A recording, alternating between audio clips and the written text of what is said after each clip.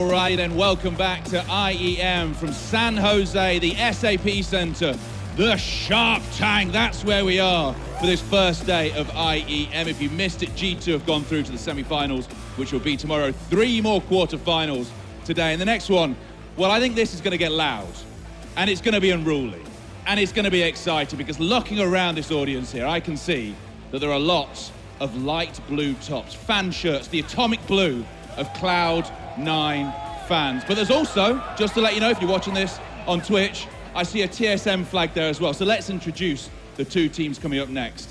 And first, onto the stage, if you were going to choose a favorite from this bracket, you would probably say that these guys are the favorite. Who are they scared of here? But we have said that before. They've got a good record of winning in America. Never on a stage this big, because we've never done an event this big in North America for CSGO. So please welcome to the stage, TSM!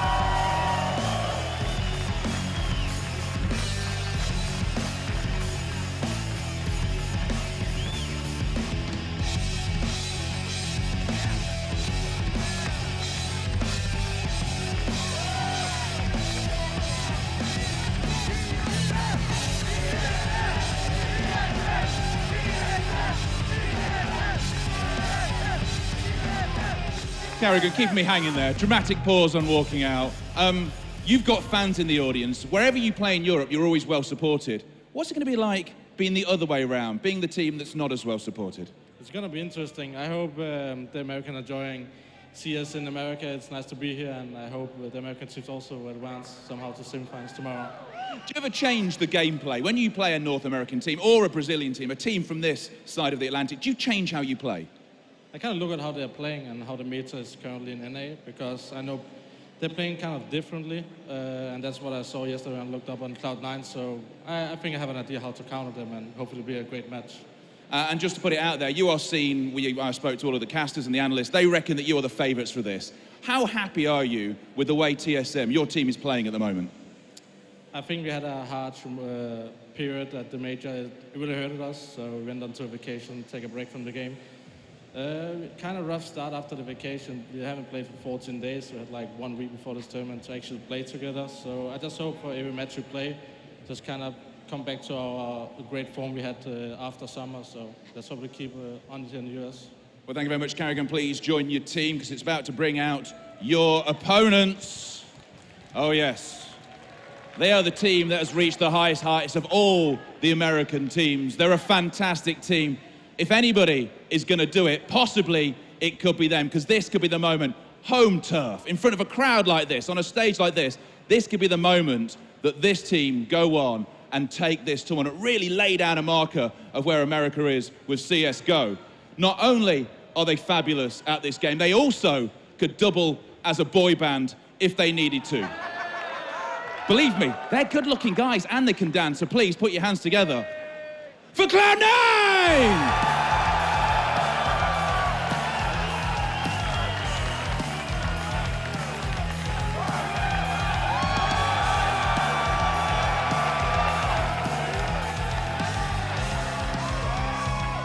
Yeah, I thought for a second that you were going to hit me in the man-spuds. Jordan, what is this crowd like? What is it like playing on your home turf in front of an audience this size, on a stage like this? I love you guys. Let's party. You know how to do it. The thing is, though, you are lapping up the attention when it comes to actually playing the game. When you're hearing these people cheering everything you do, how's that going to affect you and the team? Is it going to spur you on, or will it make you more nervous? It's gonna spur us on. We want to hear you guys get loud. We want that adrenaline. We're about to shoot some Danish people in the head in digital form, okay, people? We don't promote violence here, but yeah, we're gonna try to beat them. And just backstage, when I asked you a question, you rapped it. You rapped the answer. So just rap for me how you feel about playing in San Jose at the IEM. What up, San Jose? Are you ready to play? Because TSM is about to go down today. I want to thank you for showing all of this love, so let me handle this shit, because I got a lot of love. Thank you, people.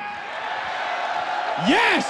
Although it is a family show, just like to point that out. So thank you very much. Cloud9 ready to take on TSM. So let's get this underway. We'll hand over to the analyst desk and my man, Alex, the Sax Machine Richardson.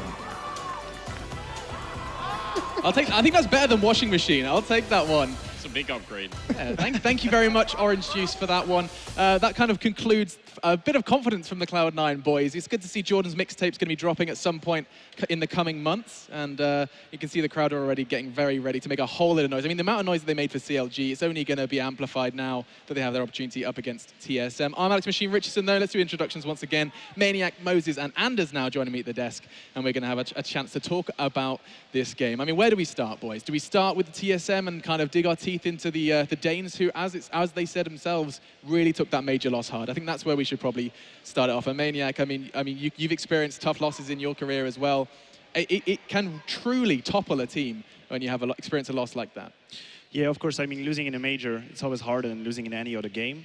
But I think it's really important for them to consider how good they were before the major. And okay, maybe they lost in the quarterfinals, but they've been so consistent, so good, so powerful. And it would be a mistake for them to just focus on that little mistake or kind of bad result they did in the major. Just keep in mind how good they were. It can throw you into a bit of a spin, though. Like, I mean, they just said 2-week vacation, and then as they came back, it still didn't feel quite right. Yeah, and that's that was a really tough major loss. That was like a brutal. I mean, a reminder. That wasn't just a loss. That was. Can you just remind everyone at home how that loss came about? That was to NIP, and that was those were some very, very not close matches. They were beatdowns, basically. And yeah, that's the thing. It was just very surprising. I'm sure they were more shocked than anyone else in the world that happened. And that's, I mean, you got to recover. They go on a little bit of a vacation. We've seen Fnatic do that as well. After tournaments, they just feel a little bit burnt out, preparing for big events like the majors, take that vacation, and then come back. It does take a couple days to get back into the swing of things. Yeah. And we'll have to see. But, you know, Cloud9's going through their own kind of version of that. They went on like an 8-game losing streak in Pro League. They didn't make the playoffs because of that streak. They just got beat down for like 2 to 3 weeks. So now, just this past week at these past 2 events, have we started to see them come back. And that was only against North American teams, though. Yes, so I mean, Anders, what's your standpoint on this matchup? The majority of the desk, in fact, though, every single member of the desk said 3 maps. Are you feeling the same kind of vibe? Yeah, definitely, but I think I'm going to have to go the opposite way, though. I know you guys are all on that TSM boat, but I mean... No. Oh, are we going to join up against the rest of them? Good. Yeah. Come to our side, Anders. Yeah, no, I'm ready. The same. I've got, you know, if I told you about my boys, Nothing and Freakazoid, they react very well to this kind of crowd. Yeah. The rest of the Cloud9 guys, I'm sure they'll follow up, but like the more cheering that goes on, I'm absolutely sure the more Nothing and the more Freakazoid are going to get completely fired up. And that's the thing, like we finally started to see Cloud9 start having fun again at the last event, laughing together, having a good time on stage. Yeah. Like even through losing rounds, you know, some plays that are just a little bit goofy, a little wacky, they might mess up a little bit, and it's not like getting down on themselves, it's smiling about it, moving on. And they've looked really, really good. We're just going to have to see this level they're going to hit against European teams. So, I mean, actually, just to bring it back to this whole thing with TSM, it seems like, and I think it happens probably for everybody, but it seems to me it happens more to Danish teams, not just in Counterstrike, but actually in all sports. As soon as they're favorites to win, something weird, like, mentally happens, and as soon as it goes bad, it goes very bad. I know, Maniac, can you relate to this? Like, if you're really, really expected to win, do you think that the backfire is worse if you start losing? Yeah, of course. The pressure is bigger. But I mean, being a professional, you have to handle it. It's part of the game. It's part of the atmosphere, and you have to handle this pressure like a professional. Yeah, exactly. I mean, exactly. There's no choice. There's no way around. There you go. Let's look at TSM's roster then and talk a little bit about those names. Everyone looks at Device. When we were doing our pre-show, the first name we shouted out was Device, one, if not the top 3 players in the world at this point, if not in the top 2. But there's just every single name just stands out on that page. Yeah, and Device, the big thing with him is, and it's a great superstar to have, is just that consistent one. You know, there's a lot of teams who have these players that can blow up from time to time and have those 35, 40 kills, but Device every single time is going to get you like 25. Yeah. Like, he's just consistent. You know what you're going to get out of him. Dupree is a monster. Zipnik's one of the better support players we have in the scene as well. So, I mean, everything just lines up. That lineup is just top to bottom really, really strong. Matthew, is there anyone on that roster that you particularly fear when you go into a server against them?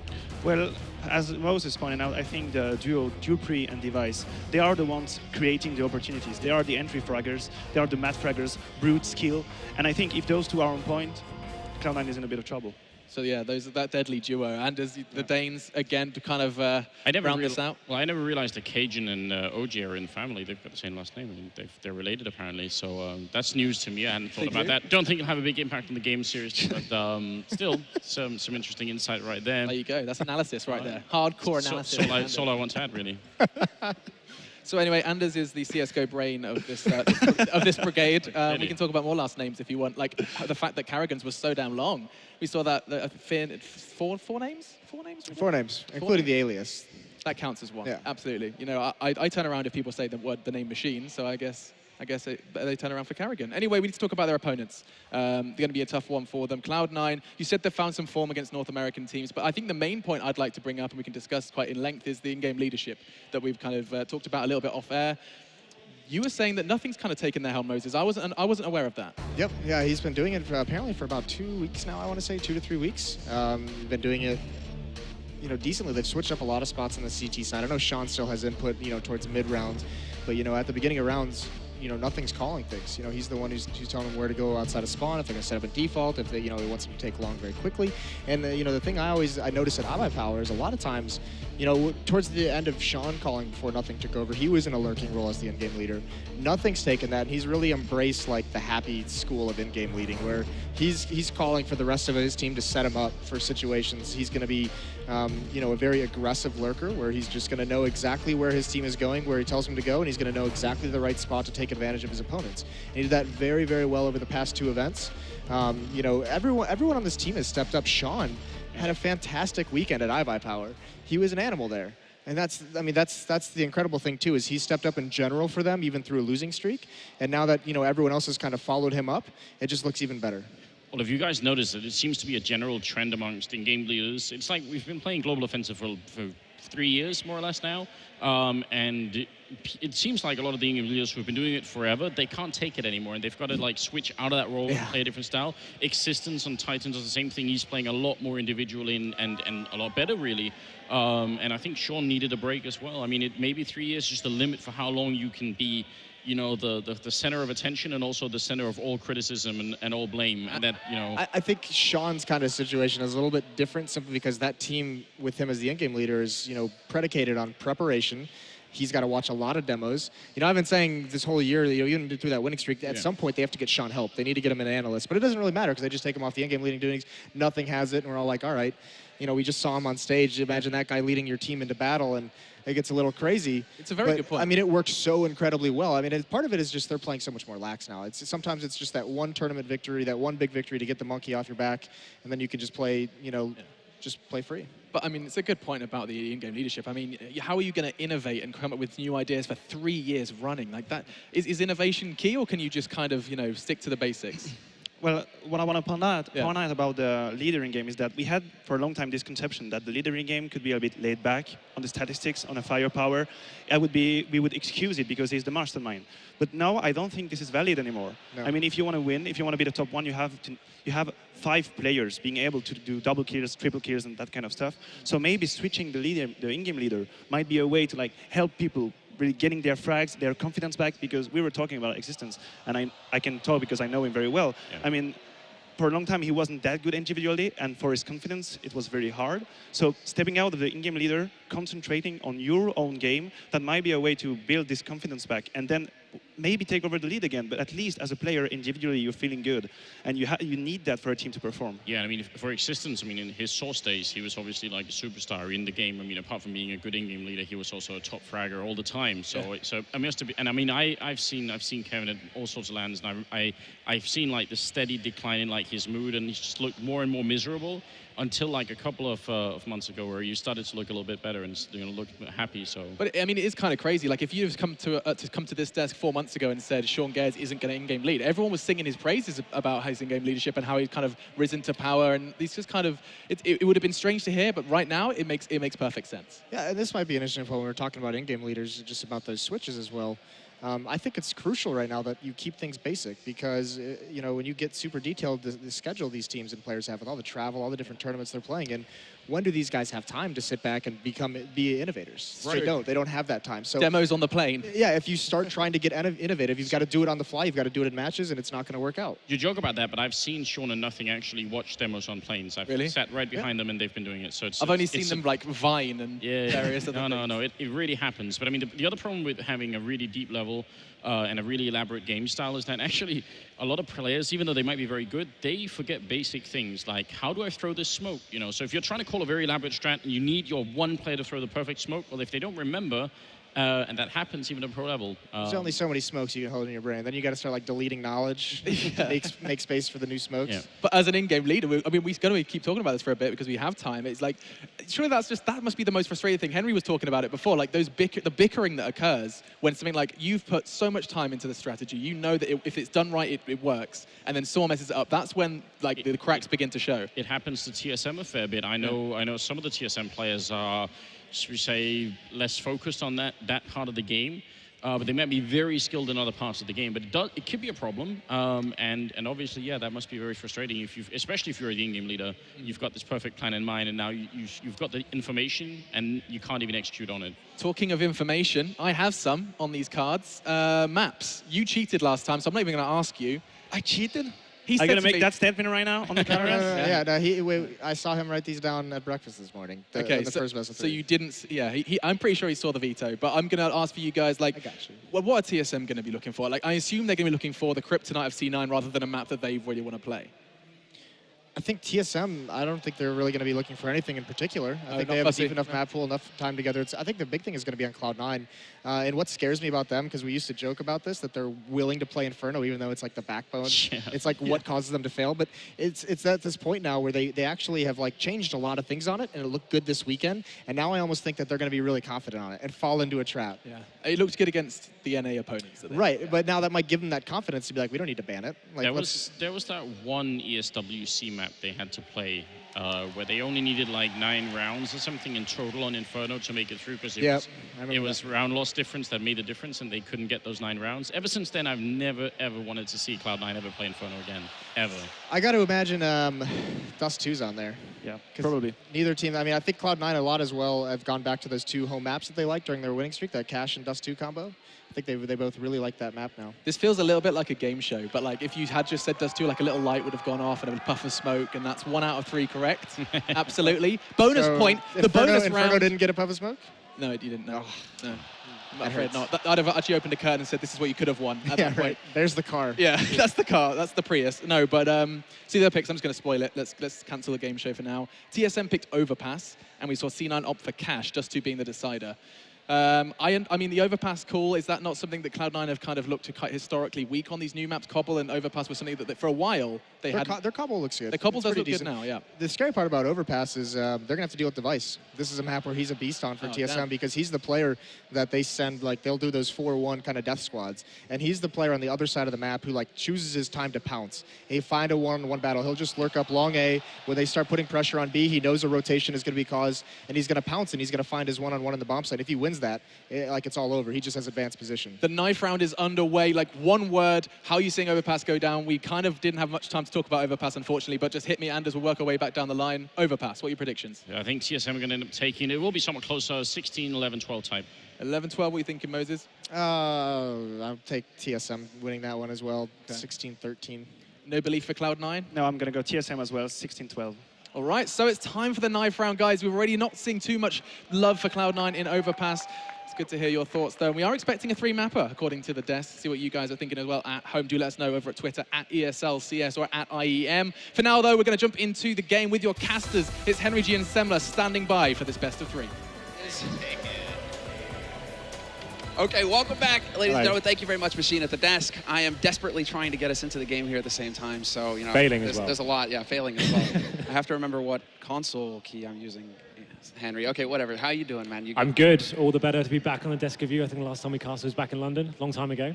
But here we are again. It has been way too long, dude. I know, man. You've been with that Canadian upstart, Sadokist, running around, ruling the world. This is it. It's all been leading here. This is the best game of the day, in my opinion. We've got the hometown heroes, Cloud9, going up against one of the top 3 teams in the world, TSM. Definitely an uphill struggle for the boys here, but definitely going to be a tantalizing series, I feel. This could go all the way. We feel like it's going to go to 3 maps. Overpass is an interesting decision going into it. But it looks like they are getting into the server now. So, ladies and gentlemen, let's make some noise here. We've got TSM starting on the CT side, Cloud9 on the Ts.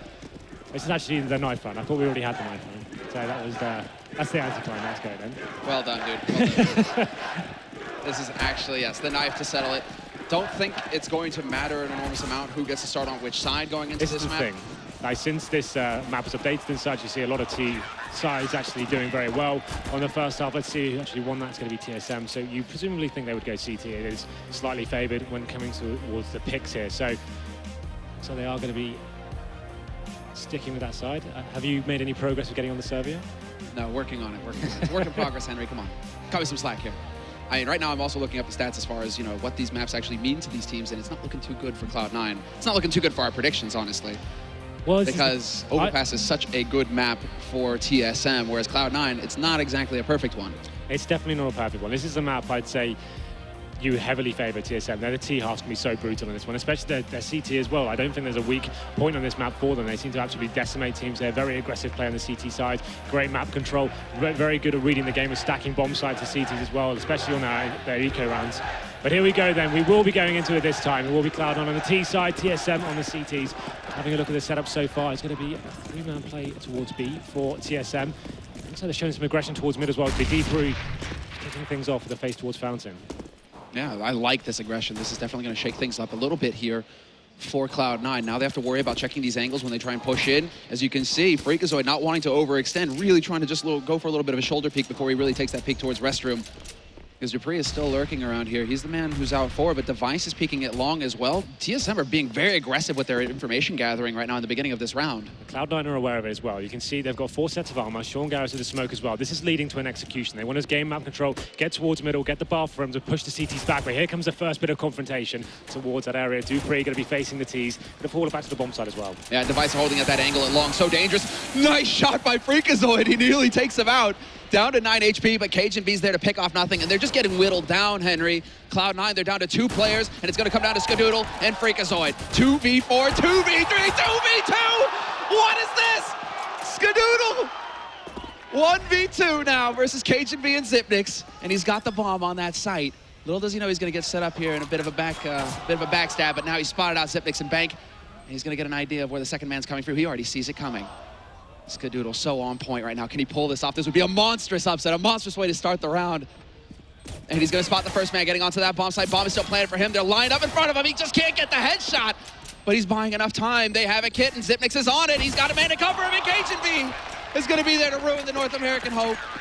He's not going to be able to pull it off this time. Unfortunate there for Skadoodle. Amazing work to even get the bomb down and bring it down to that 2-on-1 situation. It looked like he had an opportunity lined up there. He could have done something with it, but the headline is he gets the bomb down and gives him that lifeline going into the next round. Of course, this one's going to be the full eco. They know they want the AK-47, so just upgrading some P250s here. And you can see TSM expecting this. They're going to have the 3 rifles coming in, a P90 onto dupreeh as well. They just want to make sure they keep as many men alive as possible here going into this one and make sure the bomb doesn't go down once more. So that's going to give Cloud9 a huge cash injection going into round number 3 here. So a little bit more of a passive setup here. Aren't showing that aggression towards middle. They have got dupreeh with the P90 towards bathroom area.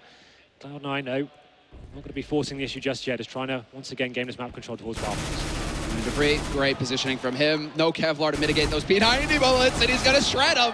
Shroud will shut him down after 3 kills. And unlucky for dupreeh, I mean, he's got a P90, so he's only getting $300 per kill there, but still, getting the damage done, making sure that Cloud9, they're not going to get too much joy out of this round.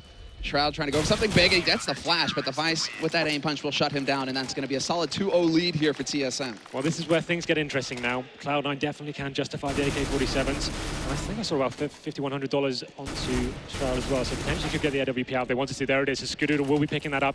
He's going to be on the glass cannon, though. There isn't much utility for the terrorist side here. Bit of a problem when executing onto the bomb sites as well, especially they didn't get that many kills on the last round onto TSM. So you can see the full rifle setup now coming in for the Danish squad, and it's Device forcing the issue here towards middle. Going to be facing, but Skadoodle had a perfect opportunity there. Device takes advantage, though, taking down Sean Garris and giving them the 5-on-4 situation. Yeah, that hesitation, that moment's hesitation costs them. They're so light on utility right now, Cloud9. They need to get some headshots. So it's going to come down to they start perfect, I mean, they are pushing onto that B site, and there you go. Freakazoid doing a fantastic job. First kill, takes out Cajun, hunts down Xyp9x, and that sets it up for Shroud of the backstab. And it's going to be a 3-on-3 situation now. Cloud9, they get that bomb plant on the B site. They're in decent positions as well to hold TSM off of this. So now it goes down to, can they keep their cool? And while speaking of which, Molotov on Device, he's feeling a little toasty over here, but they are going to begin that push fairly soon here, TSM. They're starting to run a little bit low on time. They don't have a kit picked up. First man gets spotted. That's Skadoodle to pick off karrigan. They know that Device is playing for CT, but they face him anyway. And Skadoodle going to land that key shot to stop Device from getting onto the site. And now there's just not going to be enough time for dupreeh to get the job done.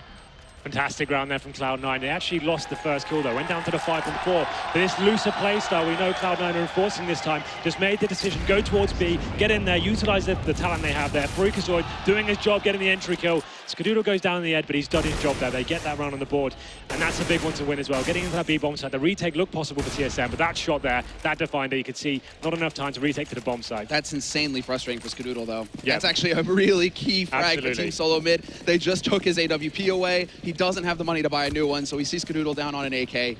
That's actually going to hurt Cloud9 a lot. Skadoodle is one of those high-impact offers. If he gets his hands on that sniper rifle, he does big damage. This is the thing now. TSM will be buying back into this round. They've got KGB on the P250. It is a weak buy, one kit, not too much utility to speak of, but the same goes for Cloud9 as well. Definitely a big round here. Going to knock either team onto an eco after this one. See Cloud9 just feeling it out. No aggression shown from either team just yet. Freakazoid making his way up towards shore, just trying to gather information here. Nothing, rattle shots off towards Monster Tunnels there. Oh, karrigan playing with fire. He goes for it again. karrigan, come on. If that was Shroud, he might be dead.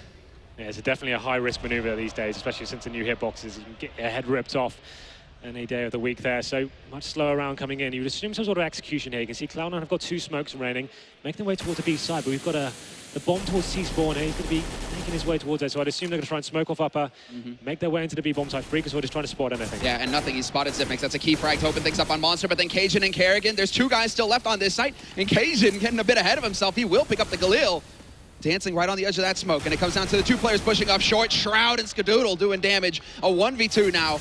Skadoodle finding himself once again in a clutch situation, but he's not going to pull it off. Cajun B with 3 kills in the round and a solid defense on that B site. Yeah, this is Cloud9 didn't have enough to work with there. They got the positional control, get ready for an execution, but you just see TSM just ready for it. Big frags exchange, yeah, and that was a massive round for TSM to win as well. As I mentioned before, Cloud9 going to be pretty much a full eco here. They can't justify anything. This is going to be a problem for them. This could be a double eco going forward. If they want to have that AWP onto Skadoodle, we know how pivotal it can be. They need to take the double eco here. So they're going to have a couple of P250s, and TSM just showing no mercy here, showing that aggression. Device takes down Shroud to open things up. 5 on 4 in this round should be a foregone conclusion, really. No damage should be done to the CT side. No, they don't even have any utility to try and catch somebody off guard with. No flashes, no nothing. So it's just turning into a shooting gallery here in mid, and not a single kill there for Cloud9. They would have desperately needed to get that extra 300 bucks in their pocket. Just 1 kill. This is where things get interesting. Cloud9, definitely a team known to make some questionable decisions when it comes to their economy. They could force buy this with Tech9s if they wanted to with grenades and execute, but oh, it looks like, no, they went the quasi buy. It's okay. It's fine. They're making sure, and I like that Skadoodle as well. Sometimes you have certain offers. Guardian like to go for that forest or spend a little bit more, then they can't get the op. Now Skadoodle making sure that he will have the sniper rifle in the next round. Yeah, it's a very wise and informed decision. Another throwaway round, you would say. Device now should clear it up. Gets headshots, he has time to fall back, got his teammates to help him out as well. There comes Zipex, he fancies a bit of the action as well. Gets the bomb down, and it's an absolute bloodbath here towards middle. 5 kills in deficit towards Cloud9 once again. Not finding a single frag, but it's okay. They didn't invest too much into that round. This is the important one now. Does no? karrigan? Interesting. Okay. Okay. Considering Device got those kills in the last round, Zipnik still had that MP9, was thinking Device would pass him the M4 and Device would go for the AWP, but it's karrigan instead who's going to go for the sniper rifle here for TSM. Skadoodle does just have his as well, so we'll see if they're able to meet each other on the map, and they're going aggressive long look at this TSM. They're looking to change up the angle. They've been very aggressive in mid so far. Now to find a different spot, and there's the spray to start things. Dupree finds one, and karrigan another. Skadoodle will take out Device. But it's still a man advantage here for the defense. TSM, they're looking so solid right now. That's a real perfect time. Oh, that shot, though. Shroud! That's what I'm talking about. Opens that door, and he gets it right off the bat. All right, well, man advantage still, but nothing bringing it back into the 2-on-2 onto this site. They are going to be able to get this bomb plant, Cloud9, and now they can start that clock ticking on TSM. They can really apply the pressure to the Danes, although karrigan has a great angle. No flash, or well, the flash is ineffective. They don't have a smoke, and without the smoke, karrigan can start landing the shots. Skadoodle goes for the peek, but nothing is there. 1v1 situation for the NA Rapper. And could Dupree get the drop on him? No, the spray, and nothing clutches it for Cloud9. That's how it's done. Triple kill for him. He saves the op for Skadoodle. And Cloud9, they're doing some damage. Unbelievable scenes there. We see TSM with the perfect player that started around, showing that aggression towards long. It's the perfect time to do it. You know, the full buys coming in from Cloud9. They're going to be adjusting their play. They even find those first 2 frags there. Do you think that that's the situation? Just fall back, wait for things to come towards you, then Shroud opens it back up. That huge shot from the boost coming in. What the hell is going on? And nothing stepping up. Finally, finding some form here as we go to 5-2. And the CT still in this one, though. They still have the AWP, switching it over to Device now. You can see the T's slowing down their pace a little bit as they gain control of Fountain, just trying to work out whether there's ever any aggression coming towards them right now. Very slow pace. This is a tense round. This is another big one. This is so key. If Cloud9 get reset hard here, it's another double eco situation for them. Seeing as how it's a 1v1 situation, they really just spent all of their money yet again. And so now it's all on them. Can they find that pick? They're being so very careful. And TSM as well. dupreeh kind of hanging a little bit back in mid. He's still going for the aggro peeks towards connector, but not overextending. Really not wanting to give a chance to Cloud9 here to get an easy frag to start things off. Probably a little bit rattled after losing that last round. After showing that aggression, having such a successful start, your adrenaline's pumping, you think this round's tied up, and then you drop it like that, you probably think, okay, let's just hold back, let the game come to us now. And this looks like Cloud9 making their way towards long. This sort of position, you go into the set piece, you get the wall of smokes down towards long, and then you get the bomb plant down and force that situation, make it uncomfortable for the CTs, especially when you know they're low on economy. But they have that one smoke. Freakazoid, he's so important. He needs to get that smoke down, and there's Skadoodle to deliver. Takes out Device to start. And so now it comes down to dupreeh. He's going to spot Shroud, trying to pre-fire an angle. A little bit of a hiding spot there, but Shroud gets caught. And a 4-on-4 now as they push onto the site. Cloud9, they will be able to push up from long. Skadoodle there to take out karrigan, but dupreeh with the flank only gets one. And now it comes down to the defense. It comes down to KGB trying to get in here to deny the plant, but he's not going to pull it off. He does a little bit of damage, just tickles the beast. And Skadoodle strikes right back. Now for the third round on the board, Freakazoid picks up the last kill, and Skadoodle with the triple kill. This is why you need to give this man, the AWP, every chance you get. We've been calling him out for the last couple of events, saying he's lost his confidence, lost his mojo perhaps, but this game he is stepping up, finding important frags there, opening the bomb sites for them. They get positional control of long, smokes go down, picks are made, and then you can see the lurker towards B as well, causing chaos. It's a textbook round from Cloud9 there, and look at the buy coming from TSM. They've actually forced the issue here. They've gone for Famises, 5-7s and a scout on Device. This could ruin them, so round number 9, definitely favour towards Cloud9 here. As once again, Sean Garrett's making his way up towards long, has spotted the scout player here. It's going to be Device, trying to do some damage. Actually manages to land some onto Shroud as well, but he should be taken down here. There it is. Sean enters the game with his first frag, takes down Device here, and brings it to the 5-4. They really are going to be speeding up behind this. It looks like Cloud9, they do not want to allow TSM any chance at all to regain their breath. They know that they're under pressure, and there's a spray from Zipnix, actually lighting up Sean a little bit, dropping him down to half HP. And they're going to fall back off of this Cloud9. They still have some utility, so it's not the end of the world, but they've just spent a lot to get onto a site without any real impact. This is it now. The CTs have absolutely nothing to hold off the Ts. And that's not going to help either. Shroud with another fantastic shot. Takes down dupreeh and puts the advantage firmly in Cloud9's favour here. karrigan towards that connector steps. He really has nothing to play with here. Just a 5-7 in hand, hoping they rotate in towards him. He knows he can't really do much damage. He goes to the backstab here. Here he comes though. Has to make something work with it as you have 30 seconds remaining. He heard that. karrigan heard that. He's going to hit this timing, and karrigan could do massive damage. He's going to pick up the first man. He gets shut down, but then that gives KGB the chance to go for the peak. 1v2 now for him. And only 20 seconds left here for Cloud9 to get this bomb plant. They either need to kill him or set up this crossfire. Skadoodle's going to try and find a way out. He dunks a nade on him, so some great damage going on to the Dane. And now it becomes an impossible situation for KGB. The fact that he's managed to back off, he has no kit, he has no HP, he's just got the AWP. Get out of there. That's all he can do with no kit and 20 HP and 2 guys you don't even know who they are. That's probably the wise decision to make. I like that from him. They know they have still rounds to play with. Cloud9 definitely coming to life now in this first half, but they have to take everything they can get. KGB taking the decision just to fall back here, but nothing is well aware. He's going to be hunting him. This could go down in his favour. He finds him, and it does. He takes down the AWP. Cloud9 take the 4th round there. Really is a big round to take as well. TSM almost certainly going on to an eco run after that questionable force buy there. Really not much to play over there. Famises, 5-7s and scouts. I mean, you know that the T's had 4 buys going into that one. That's difficult round to swallow. Confidence play, right? Yeah. Where you're just saying, that's enough is enough, Cloud9. Yeah. We're going to stop you. This is it. We're not letting this slip out of our hands. And Cloud9, I mean, are you going to try and hold on to something when Freakazoid is yanking it away from you? I think not. I don't think you're going to manage. Oh, So this is definitely shaping up nicely here for Cloud9. Now they get a round to sit and breathe. They can actually farm up an economy here, get a little bit of room for air. Very key round that has just gone to the North American team here on North American soil in San Jose. But now, let's see, TSM, I mean, they're always dangerous with pistols. dupreeh comes to mind with the dig, and dupreeh with the 5-7. He's just going to hunt Shroud down, but Shroud holds his own. It's a very passive round of Cloud9 here. He's waiting for the CTs to make mistakes. They're well aware of their economy situation for TSM. When you see a scout in the previous round, you can almost guarantee the team's going to be eco on the next. So that first kill coming in, and they're just waiting for more CTs coming in. Shroud finds the kill onto KGB, bringing it down to the 5-on-3. The CTs now, all they can really hope for is a kill The wall bang almost coming into fruition there, not quite going to happen. And Cloud9, enough time to play with here. It looks like they will just be bailing out back to the A-bomb site, made enough noise towards B, and Zipex, aware of the situation, will be pushing towards short now, seeing if he can just find out even just a call for his team to be great here, but Shroud is holding the flanks as well. Another textbook round coming in from Cloud9.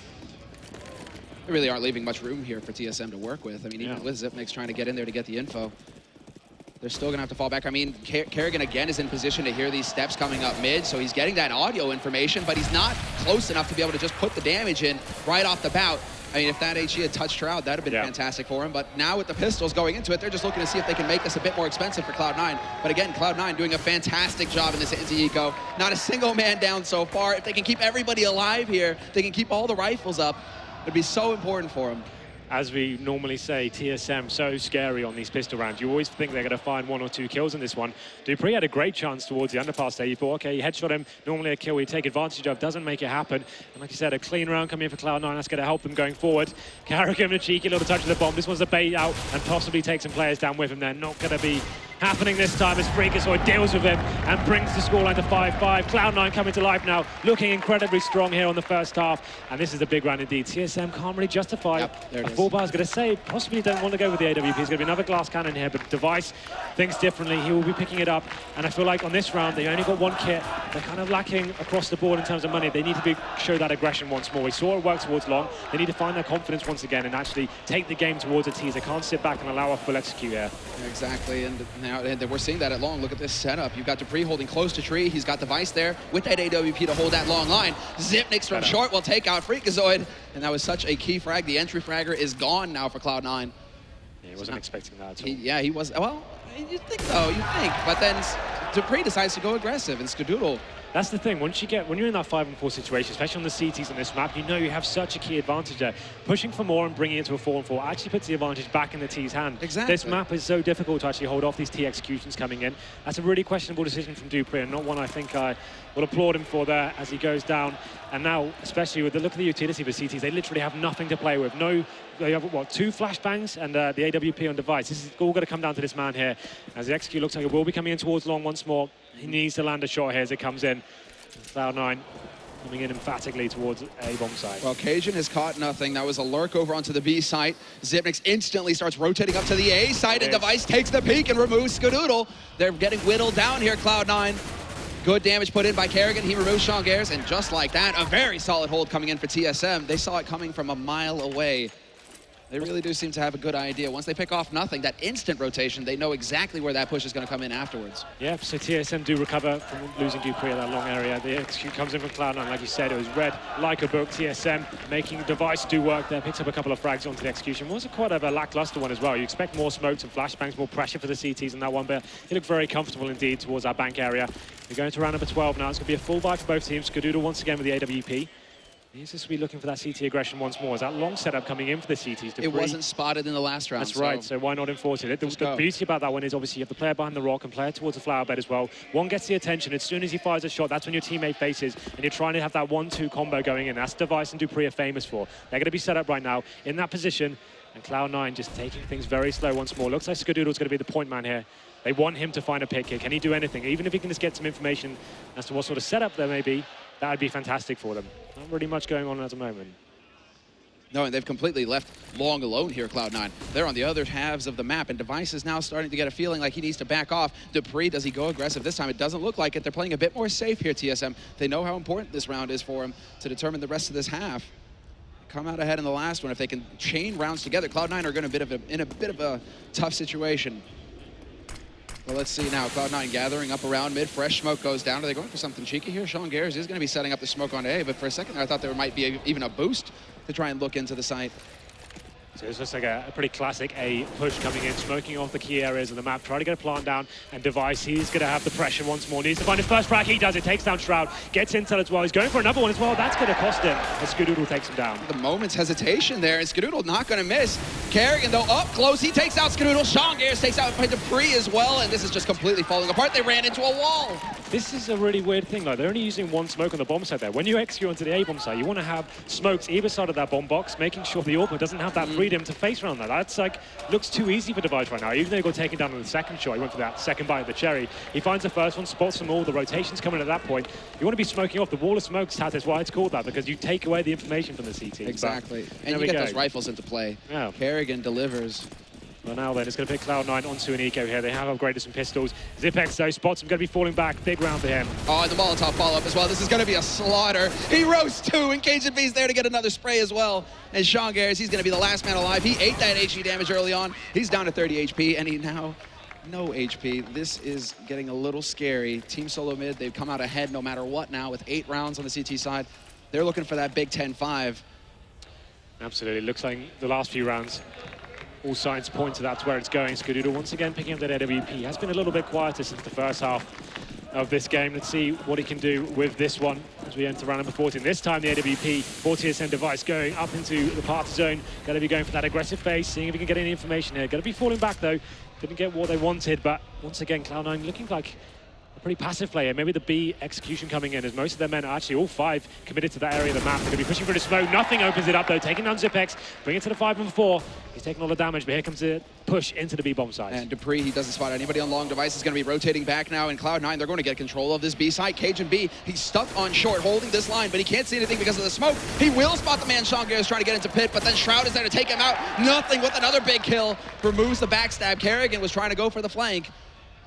And now Cloud9, this is a perfect situation. Dupree and Device, they could hang it around, but really they should be thinking about saving their guns if they can. They still have some time. If they can get a kill really quickly here and there. Nothing gets picked off in the back line.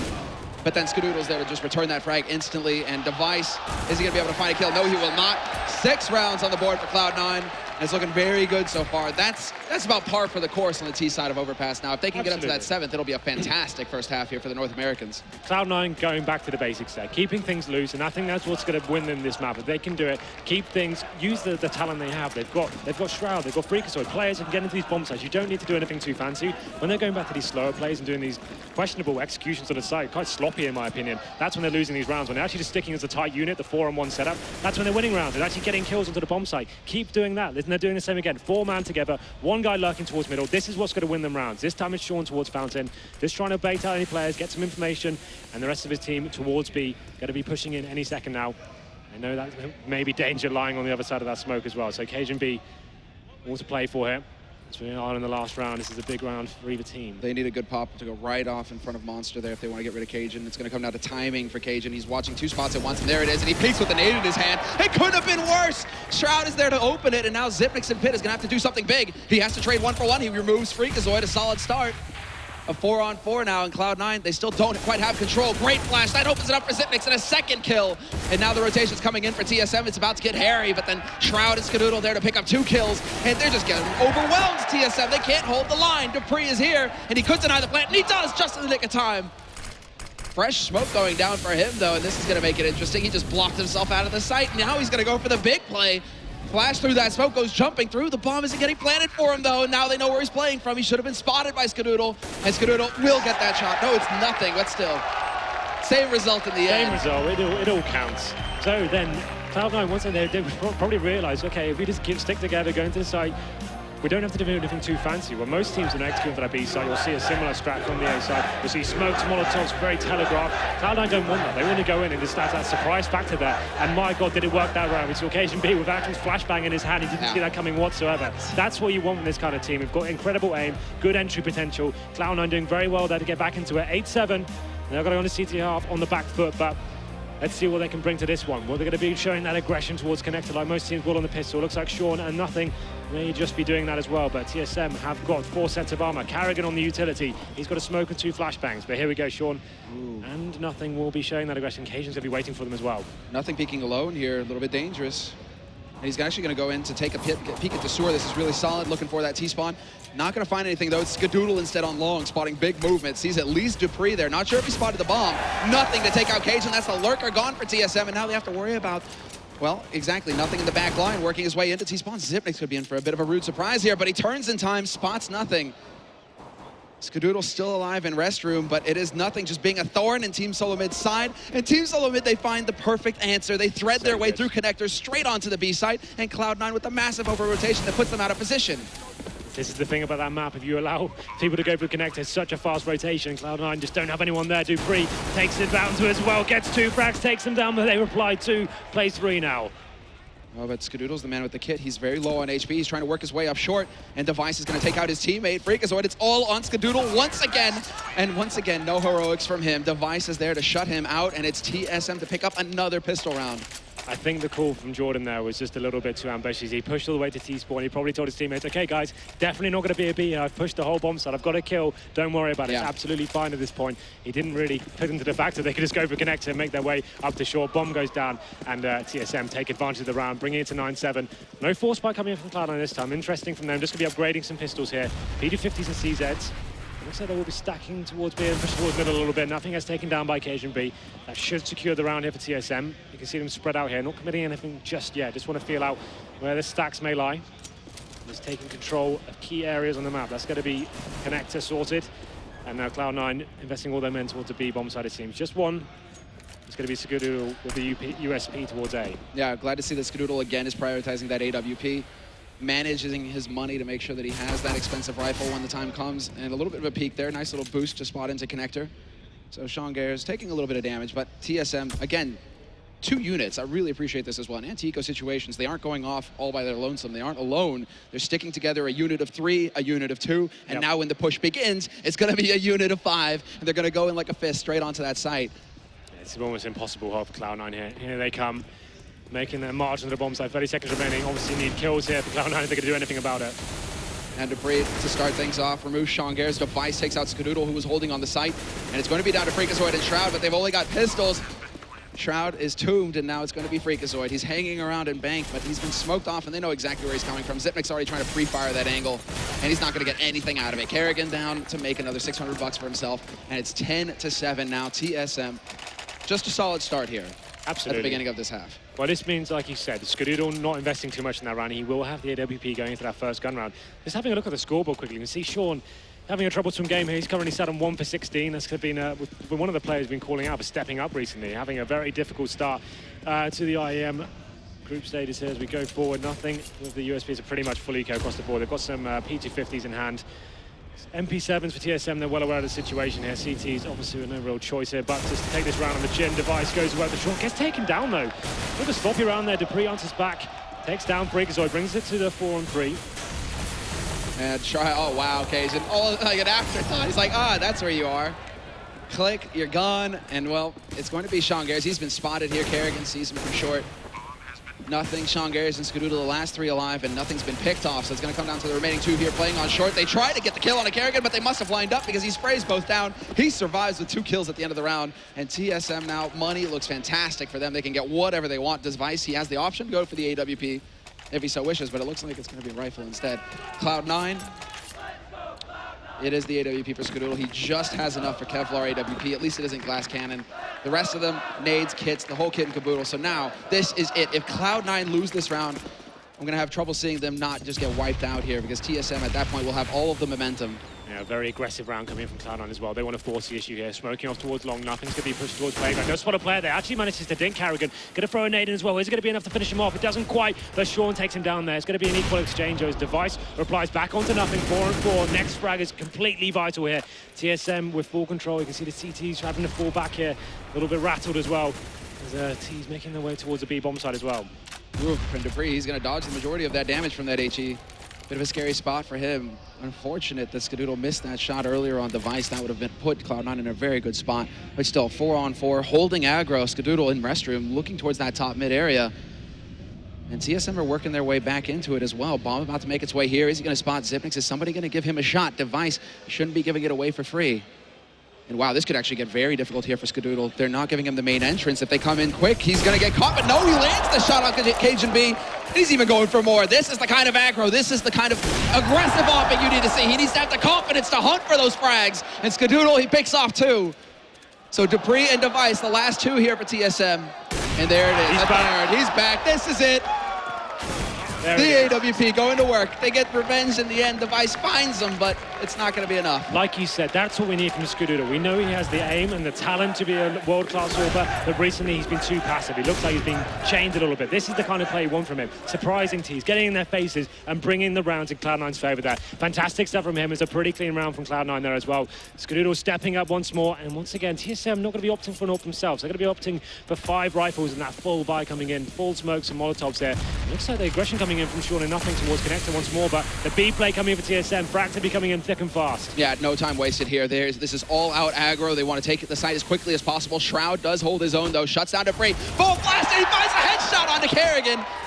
But it is still going to be a man advantage and a bomb planted here for TSM as well. They just find the time, and now they can set up the triangle of doom. Cajun holding that key spot towards short. There is a man lurking around there. It's nothing, and Connector waiting to see if a target's going to prevent itself, but nothing will be the one to find Device. And Cajun catches out nothing in return. So again, man advantage for Cloud9 going into this retake. They need to land the kills, but Zipnik's doing damage, takes out Skadoodle. He nearly sprays down Shroud as well. And they bring it back. Zipnik holds his own, and he could get the last one, but he's not going to manage it. And Sean Gares, the key frag, and I don't think he has the time. Oh no! Heartbreaking turn, and Sean not going to be able to pull it off. Instead, it's TSM picking up that key round. The 4-on-2, Zemla, that is going to be gutting for Cloud9 after getting those entry kills and finding all the right things there, and it seemed like they actually locked it down. Zipex, we talk about him so much being the support player, but he's one of the best clutches in the game as well. Fantastic stuff from him, very calm play, knew what he had to do, found that one frag and just played the bomb perfectly there. That brings Cloud9 to another eco here. PT50's in hands, you can see karrigan reading that perfectly as well. He brings out the Mac 10, that makes him a recon player. He can go into bomb sites first, he can gain information, he can work out whether a stack is in the bomb site here. The CT's bringing the game to the T-zone. That's great stuff from Sean, takes down Zipex. karrigan replying there with that Mac 10. And here we go, the situation has been neutralized a little bit as Device finds 2 frags towards Playground as well. Just going to be Freak and Shroud remaining. The pretty clean round after losing that initial frag onto Zipex. Yeah, such cool, clean work from Device. Not spraying and praying, just getting the job done. You see big damage being done to karrigan and Device. One more bullet would have done even death to both of them, but that's where Cloud9 probably really felt good about themselves as well, because they picked up the bomb carrier. So they're thinking, great, we have the bomb, we can try and set it up. We'll have a rifle to work with. But Device was like, no hope. Well, this round should be over here, but Freak's going to find one. He should have done no. Doesn't make much more of it. Fine skill, just going to leave Shroud alone with a Desert Eagle and a Dream. He makes his way towards window. Will he be able to do anything with this? So 1D would be just what the doctor ordered. He can do anything with it. Does manage to take down Cage and brings it to the 2-on-1. Okay then. Do they dare peek him after this? No, Device is holding a hard angle that Shroud would have to commit to if he wants to get into this site. There's the flash, he spots it coming, and he does spot Device, he gets the kill. 1v1 now. He could make this very expensive. The Molotov there just to guarantee the round here for Dupree. There isn't going to be enough time, and Shroud not going to find that last kill, but still making it a very expensive round here for TSM. Yeah, that's the whole thing. It seemed like a round TSM had completely tied down there, but Shroud definitely making it expensive, and this actually gives the opportunity for TSM to evaluate their strategy here.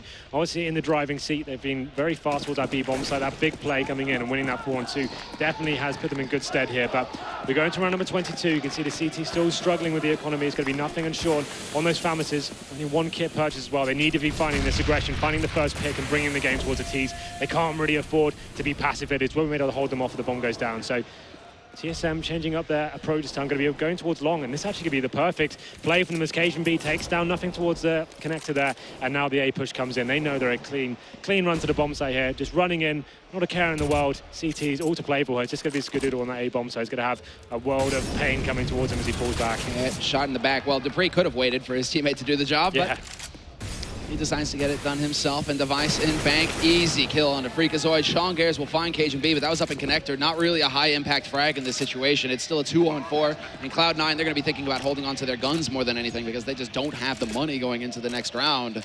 It's looking pretty grim here for the North American Hope. Sean Gares finds another kill onto Dupree.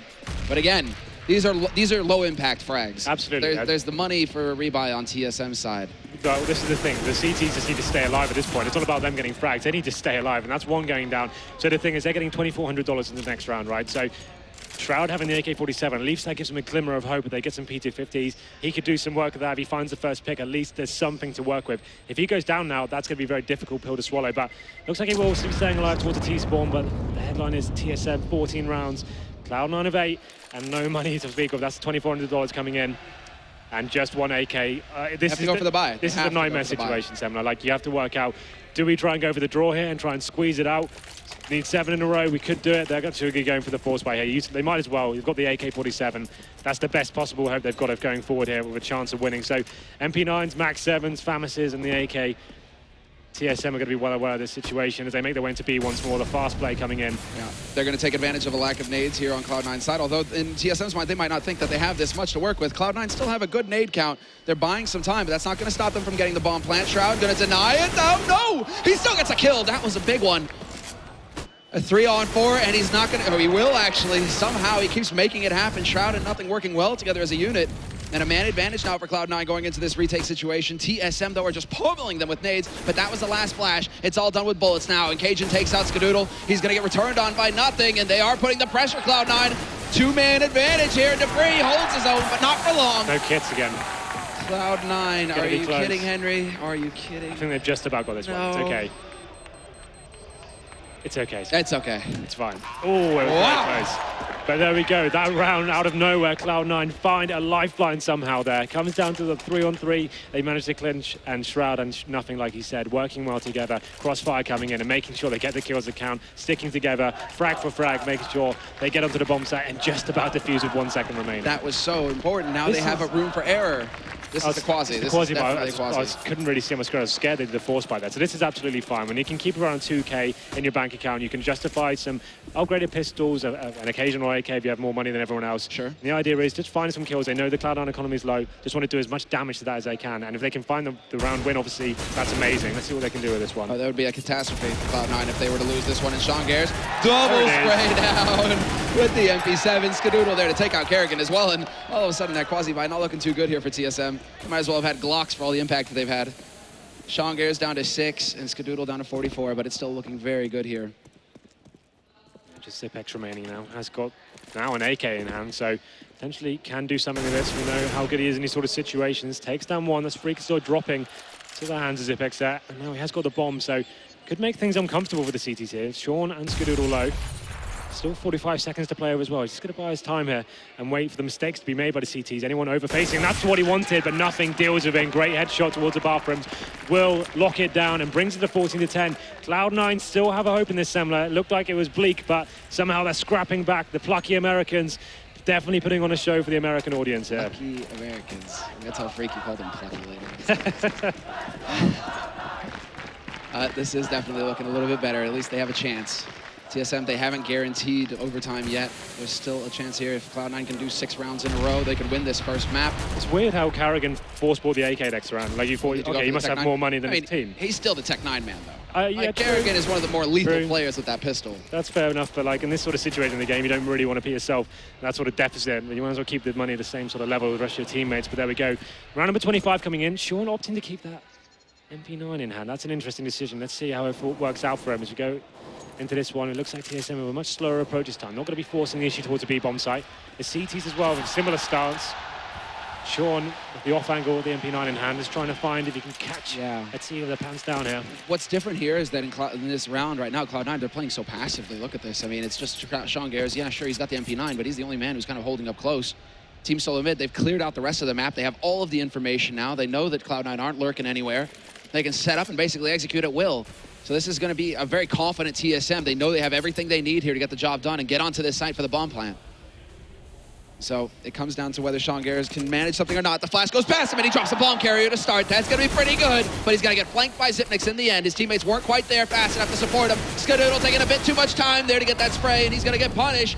And Nothing, Freakazoid, and Shroud are the last 3 alive here for Cloud9. The bomb plant will happen for TSM, though, but Debris there to take out Nothing. This is it. It's falling apart. Cloud9, is he going to do it? Freakazoid looking for that duel with the Vice, who's just clicking away a la Scream. And will eventually find the headshot, and it is just Shroud now in a 1v4. And again, it's going to be Shroud trying to back off to hold on to his gun, but Cajun's already on the hunt. He's through connector. There's nowhere for Shroud to go. If he tries to make it back into T-spawn, Cajun's going to be waiting for him. And Cajun, he hears the steps. He's in position. He knows that the man with the rifle is looking right around the corner, and it will be an easy kill. TSM up onto 15. That can be a big problem for Cloud9. If you play that passively and you just have one player at the MP9, and he's actually just fully committed. He's got no one playing with him, right? So as soon as he goes down, you've got no one else. You're so passively back. You haven't got no one crossfiring with him.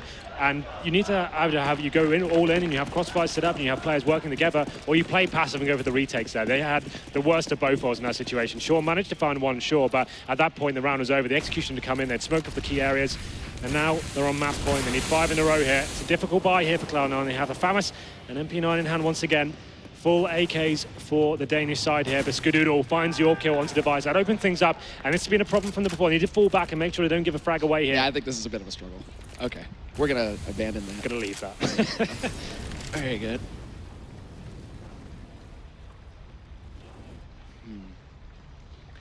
Lying in way. Looks like TSM setting up for that B play once more. Just going to let the smokes run down for the CTs here. Like Cloud9, look at how, I mean, they're so far pushed up in mid right now. They haven't seen anything. They have a man in connector as well. The rotation's going to be so swift. As soon as TSM try to push in, they're going to be right on top of him, Cloud9. And Shroud totally blind. That's the wrong guy.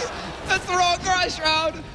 But Debris is going to be here to do the damage. Sean Gares will win that duel straight up.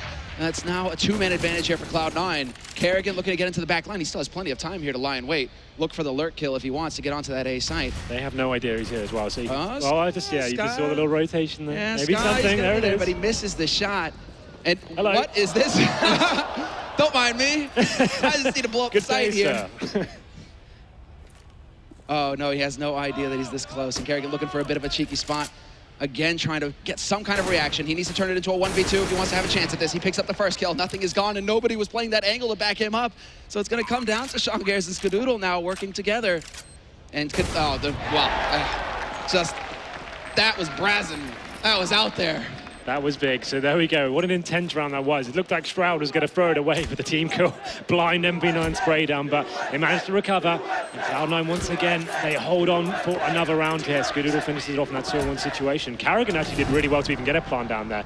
Saw the player towards window, made his decision to go towards that A bomb site, takes it down 2-on-1, and there was potential there to take it. But not meant to be this time, but he does do some more damage to the money of the CTs. Sean once again with that MP9 in hand. Not sure I'm a big fan of it. Let's see how much money they've actually got to play with. So Skadoodle potentially could have dropped him. He has 3K in the bank right now, but yeah. I think he's guaranteeing his op though, Skadoodle. He's hoping he can do just that. Make sure that he can get that sniper rifle. Sean Gares is saying, well, I'm not the biggest impact player here. Ska somehow going to make it out of that tricky situation. Flash pull, misses the first shot though. Where's his teammate though? Like this situation will have someone with you. Sean now just with a MP9 in hand, he will get dealt with now, and that should be all she wrote for this one. Nothing has to go absolutely massive here with a chance to hold on. That's going to help though. Burns away Dupree, and somehow he may be able to do this as he drops the bomb as well. Sometimes when you miss that jump, it's going to be a bit of a painful experience. Dupree just found that out. And they aren't committing to this either, TSM. They are, again, going to be pushing in. Xyp9x is going to lead the way towards that B site, see if he can pick up anybody on short. And this could be, once again, TSM getting onto a free bomb site. If only they realized just how massive a rotation Cloud9 went for towards this A site. Well, still have smokes in hand and flashbangs here, so they can just justify wasting up the time a little bit, waiting for CTs to make a mistake. This is the thing, so Xyp9x is getting that attention towards the B-bomb side, getting some aggro. They're smoked off window, taking some vision away from the CTs. This could be great as they push the rounds away now.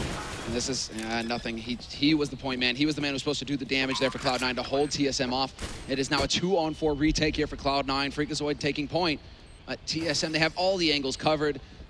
They've got guns for days, and it is not looking too good here. We just need some crazy rifle work in from Freakazoid, but no peeks. Nobody's making a mistake on TSM, and finally when Freakazoid pushes forward, he's able to take one, but he loses his teammate in the process. A 1v3, now a 1v2. He spots out Cajun, but he's not going to land the shot. He needed a headshot. That was it, and not this time. 16-11, the final score at the end of this map, and TSM are now up 1-0 in this best-of-3 series. Impressive round there. Looked like Cloud9 could have held on. Nothing had to do more than that. The thing is, Xyp9x, that great distraction towards the B side. He smokes towards Upper, takes vision away, and shows a little bit of presence there as well. Perfect play for them, gives them one player on the A-bomb side to deal with, and that's TSM taking the first map. And those at Cloud9, they don't look too rattled about that. I think they knew it could have gone either way at some point. They did well to claw themselves back into it. This is one of those situations where you're telling yourself, it was their map. Sure. Right? It was their map. We put up a good fight in the first half, but we weren't able to keep it together in the second half. We made some wonky plays, and it just didn't pan out for us. So now we got to focus on, the next one coming up. That's the thing. So Overpass, it's difficult for anyone to take down TSM on that map. They can be so strong and it's so scary at all times. So I think they put up a good showing there. Wasn't quite enough. I think a couple of players were missing. We saw Sean, 1 for 16 or something. He's been one of the players who's been stepping up for the last few events. Yeah, you're right. So if he's missing on the server, like anyone missing at that sort of level, and you're only dropping 1 frag and a half, you've got to got to start looking what's going on here. Take 5 minutes now, work out what the issues were, go into the next map and try and bring... There was some good signs of life there. They had some great positive rounds on the T-Half. Once they realized they need to go back to that loose setup, four men in one area, one person lurking, that's when they're going to come into their own. Just stop doing this slow, passive stuff. Shroud and Skadoodle are always going to be the keys. And it will help if Sean wakes up a little bit as well. But on Cash, I'm sure we'll see him deliver. We're going to hear from the analysts now, hear what they have to say to break down that first map in this best-of-3 series. I think there's a lot to be said about that best-of-3 series. Thank you very much, Semler. Coming into this one, Cloud9, we already said this is going to go to 3 maps. Overpass was the choice of TSM. They did not pick up the win, so no, crazy turn of events. The main point I think we need to start with, considering we were singing Sean's praises earlier on, is that 1-16 scoreline. He went 1 kill to 16 deaths in that one, and that's not, considering we were saying Sean started to find form in frags, and I mean, what happens there, and especially because Anders, just a second ago, we were talking off air, and he said Sean's one of the most self-critical people currently playing. So this could really throw him into a bit of a spin. Right. So I think part of the key to Sean's psychology here is the fact, because he's so self-critical, I think that's also what propels him to be watching so many demos and putting in so much hard work, which is really good. But there obviously comes a time when, like, self-criticism, sort of like, you get past a certain point and it actually becomes a bit destructive. And I sometimes worry with Sean that he's like, too hard on himself, basically. I mean, obviously, 1 frag in a whole half is not good enough. Everyone can agree. He fought it back and, did a good job. But, I think it's true what Sam was saying. We gotta expect more from him on Cash. But I think generally speaking, Sean is a really solid Counterstrike player. So. Yeah, and actually, just to point this, the main point, by the way, is obviously that I got the prediction right. I didn't start with that, Anders, but maybe that's what we should have gone for. It was 16-11, correct? Yeah. I mean, I think that's the closest we've had actually so far. Not that we're keeping scores or anything. No, not at all. But Anders gets a point. And Moses was wrong, by the way. I think that's actually the most important part. That gets rolling the dice, baby. Yeah, which is nothing like a bad bidding as you're going to take when we do the 3-on-3, but still, Has this been? Has this been discussed on air yet? By the way, has this been discussed on air? No, it has not been. Okay, well, I mean, just to fill the viewers in. Not much to discuss, really. There is going to be a 3v3 commentary team and / analysis desk, EU versus NA going on. 4 laptops. There's prizes on the line. I think it's Acer Predator laptops. 3 of them, 3 versus 3. I think it's Anders, Henry, and Matthew up against Moses, Semler, and who's the third? K-Sharp. Yeah. Some guy who hasn't played Counter-Strike for a very long time, but... Every time I tweet at you from now on, it's going to be from my Acer Predator laptop. Like, it's the only place I'm going to do. I didn't even bring my laptop cord here because I know I was going to win this, so I didn't even need to, Stunned. Wow. It's true, you didn't bring a charger. That battery life is all you need. You did the calculations. Oh, all right, we'll talk about more of that later when it does come down to it. We do have a replay to look at as well between Cloud9. Just to an example of what may have thrown them into a bit of a spin. It was a 2 versus 4 that went a little bit against the boys of North America. This is just that defuse round. And that's a nice play by KGB because actually his teammate had just gotten killed. That usually pulls that second player away from watching the flank for just a second. But I mean, held strong there. And yeah, this is just a tough situation. Good positioning by TSM. Great positioning by TSM. And Zipnik's there at the end, just falling back, playing for the time, and also having to run around the pole just caused an extra second. But it's just heartbreaking. Yeah, you got to wonder if he had gone the other way around. Yeah, maybe that's what I was thinking. Like, he took the long route. He had to pick up the kit. Had to be done. Yeah. Had one, right? Had to be done. I thought you had one. No, I'm sorry. You were wrong there. Damn it. It's. I mean, the cool thing is, like we all said, TSM's going to take Overpass, and I think that was the exact that you were right, or someone I believe said it. That the thought process has got to be like, all right, TSM's going to take this one. Now we have Cash and we have Dust 2. These were our 2 maps during our brilliant summer that we wanted to play anyone on. And now they're looking more confident. They put up a good fight there. Outside of Sean, I didn't see any kind of shaky performances. Everyone's looking good. So moving into Cash, I'm excited now. I'm not worried. I'm not even worried a little bit. Yeah, you have got a smile on your face. I mean, I feel like a player we haven't highlighted too much was Skadoodle coming into this one because, I mean, the main storyline for Skadoodle has been an incredible presence. A lot of people kind of putting him with the best in terms of warping at one point, but he has kind of fallen off as of late. I'm not wrong in saying that, am I? That no. We've lost a bit of Skadoodle, the Skadoodle spark. We have. And so maybe Cash could be his game. Let's talk a little bit about Cash, though, Maniac. Your thoughts coming into this one? Well, I think Cash is one of the best map for Cloud9, obviously. They've been playing it a lot, which is not the case for TSM. So if there is an opportunity for them to come back into this series, that has to be on Cash. And I am actually pretty confident they can take it. So I'm going to give this map to Cloud9. I think. Well, one thing we talked about in the CLG G2 series was that mid control in cash and how crucial it is. Cloud9 has a very aggressive, very good mid take. As terrorists getting up over that boost box, they're very, very effective at it, and it leaves them so many options in the mid round. So, I mean, that's something that TSM is going to have to look to stop early. They can't let them get complete control of that, because like once a team gets so confident in taking that, you know, they even get more confident in how they aggressively trade frags coming out of the mid smoke or coming up over the boost box, running through fire.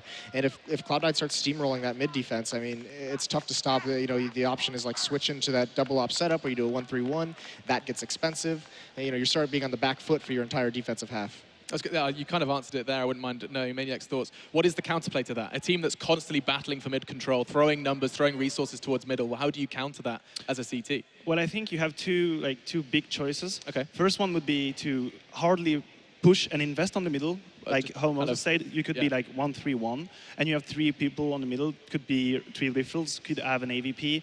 But basically what you would do is you would smoke the middle, you would have Molotov on the boost, you would take advantage of the middle and push forward. That would be one possibility. And the other one would be to like leave that middle, and then if you do that, then you have to take information. That's part of the deal. You could maybe push the B with 3 people, like flash pop and push the B, take the information. You could do that in the main, flash main, take the information. But you cannot play lead back and don't have the middle, because then the Ts, they have so much possibility and you do not know where to gamble. So yeah, that's the 2 big choices for me. Yeah. That's the crucial part, because yeah, if you do play more passively, like the points, if you play passively in the bomb sites and you're on mid control, the points where you gain information, it's too late. Yeah. You might see them pushing at Xbox, you might see them at highway, but then you're so far back, you're so far from rotating over towards B. So yeah, you do have to get aggressive on other sides of the map. You can set up those crossfires, like one in vents is always huge. That tends to get mollied out, but all right, guys, we're going to have to go to a quick break. Quick predictions before we do so. Starting with you, Anders. Final thoughts and a prediction, nice and quickly. Yeah, I agree. Aggressive setup from Cloud9 on the CT side is important, just to make sure that that they don't get those great smokes off. I think Cloud9 is going to win this map. I think it's going to be 16-13, close game. All right, Moses. I was going to say Cloud9 16-12. Let's not forget Anders is currently in the lead of this desk. What about you? Well, I'm very sorry to copy you, but 16-13 for Cloud9, that seems like a very good prediction. All right, so guys, everyone's seeing this one go. It'll be my first away. victory over you 2 for the weekend. A first of many, perhaps. Well, onlyest actually, but well. Okay, before you guys start beating each other up, we are going to take a quick break. When we come back, though, it's going to be time for Cash. The desk sees it going Cloud9's way. I bet the crowd wouldn't be too upset about it either, as we are here in IEM San Jose. We'll be right back after this. A big thank you to, of course, Plays TV, who made this all possible, as well as the plethora of other sponsors that came together for this one. See you in 5.